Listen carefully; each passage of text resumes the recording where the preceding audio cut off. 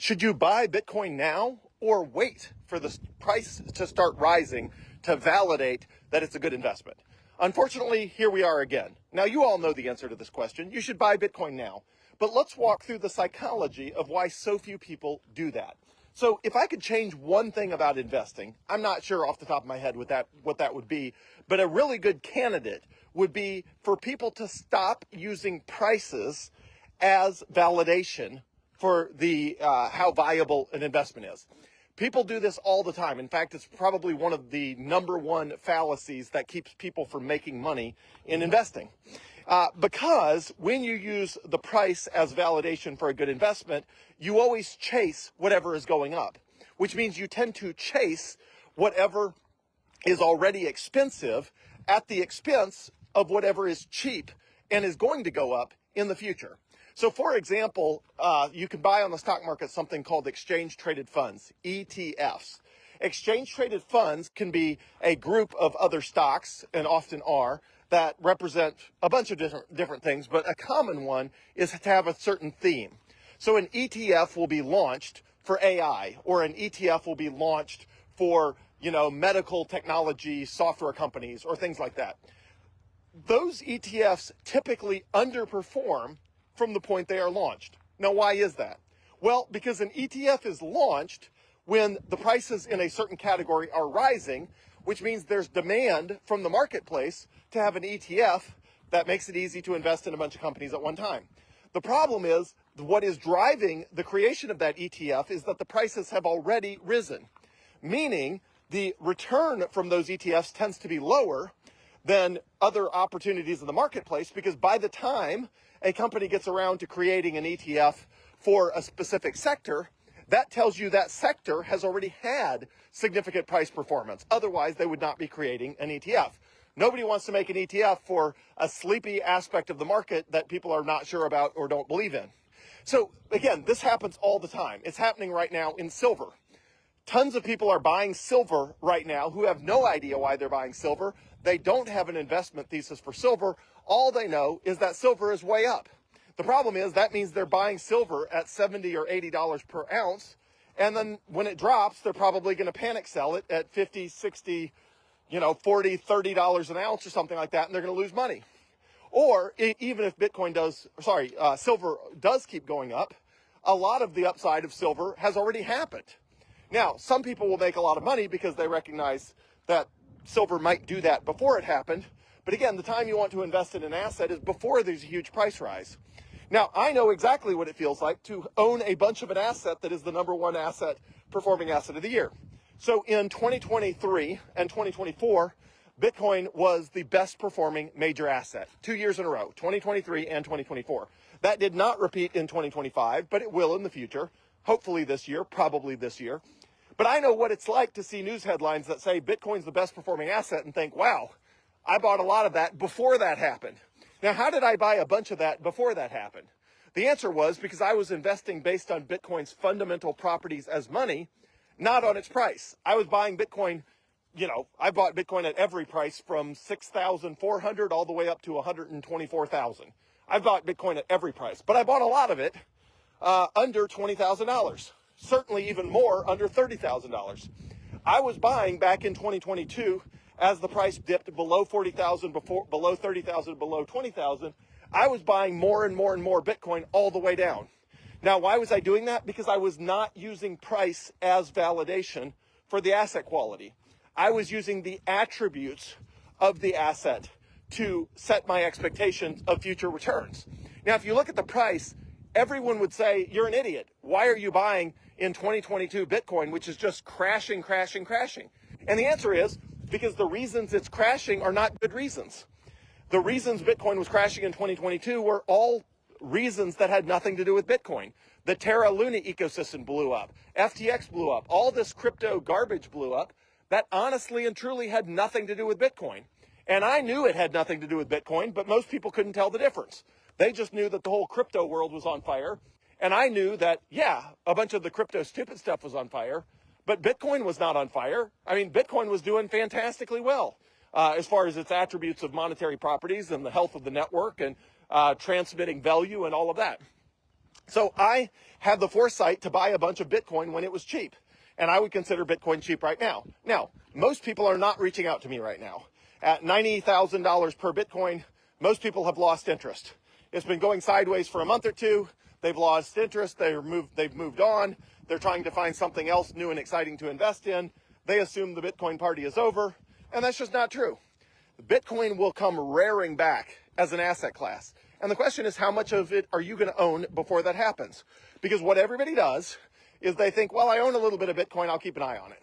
And then they check it and it's 120,000 a coin. They're like, oh, that's up. I wonder if it'll set a new record. Then it goes to 130. They're like, wow, it did set a new record, but not by that much. The previous record from a couple months ago was 126.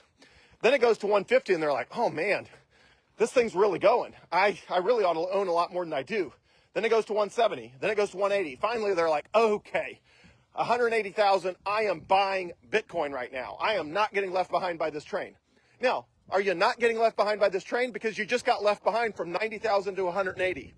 So Bitcoin doubles when it goes from 90,000 to 180, yet a bunch of people are going to buy a bunch of Bitcoin at 180,000 that they could buy at 90,000 right now. So if you do that, you give up half of all of the future gains of Bitcoin. Because think about this. No matter what the upside of Bitcoin is, if you let half of that go by without buying it, you'll never get that half of the returns back. So if the upside from right now is an easy 10x, that means if you wait for it to double, you only have 5x left. 5 times 2 is 10. So if something doubles, then you have to cut the potential future upside in half. I think Bitcoin easily has 10x upside from here in the next 5 to 10 years.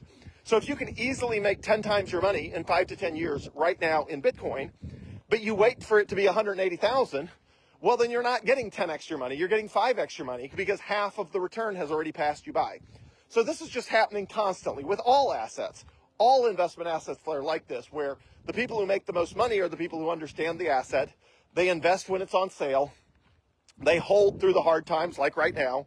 And, in the good times, they're way up on their investment and they can support their lifestyle and outrun inflation by a long shot and live the good life, financially speaking. So now is the time to buy Bitcoin if that's what you want to do. But again, I can tell just from the buzz, the number of people messaging me on Facebook or Signal or text message, the number of people, asking questions about how to set up a Fidelity brokerage, a Fidelity crypto IRA. Those questions and interest and inquiries to me are way down right now. The interest level is very low. The interest level should be very high because an entire year of sideways chop, which was 2025, is now behind us. All the pain of a year of sideways chop is already behind us. And we're halfway through almost the first month of 2026, which has mostly been just a sideways grind. So it's a great time to buy Bitcoin. But again, almost everybody will make the mistake of letting price be their validation, which means they're not comfortable buying Bitcoin until the price goes up, which means they end up buying Bitcoin a lot more expensively than they could. And instead of being thrilled at 180,000 that they've doubled their money, they instead are sort of licking their wounds. They're buying at 180,000 and then Bitcoin goes sideways for a year and they're like, well, I finally did the right thing. I bought at 180,000 and then 2028 or something like that, or I don't know, 2027, whatever it is, grind sideways for a year. And they're like, Joel, I did the right thing. I bought it. I'm like, yeah, but why'd you wait for 180,000? I mean, you could buy as much as you want right now at 90,000. And then you're doubled your money at 180,000. And so what? If it goes sideways for an entire year or for 6 months or 3 months at 180,000, you don't even care because you've doubled your money. So right now when Bitcoin's going sideways, and on average, I'm up 3x on my total Bitcoin investment. My average cost price or cost basis is somewhere in, let's call it the $35,000-ish price. So I'm up in the ballpark of triple my investment. It's a little lower than that now, but it's averaged over the last, let's call it 6 months, maybe triple plus my investment. Okay, that's fine. If it wants to grind sideways when I'm up triple on my investment, that's fine. If it's got to grind sideways while I'm up triple, that's fine. I'll be spending Bitcoin while it's triple what I paid for it. And again, it's a lot easier to ride that out if you bought it when it was cheaper than if you bought up at 116 or 122 or 110, and then you got to grind sideways at 95 or 90,000. It's just a lot more painful when you're down for that sideways grind. So my advice is the same as always. Buy as much Bitcoin as you can. Hold on to it for as long as conceivably possible. Don't use the price as validation. Use market adoption as validation, which is what's actually happening in the Bitcoin ecosystem. Who's announcing Bitcoin purchases? Who's adopting Bitcoin as collateral? Which banks are embracing Bitcoin? What is Congress doing with regard to clarity for digital assets? All of the things that determine whether Bitcoin will indeed be the future money of the world, those are the things to keep an eye on, because those things will eventually drive the demand that drives the price. And if you buy Bitcoin at 90,000 and all of those things are pointed in the right direction, then when Bitcoin's 180,000, you're happy.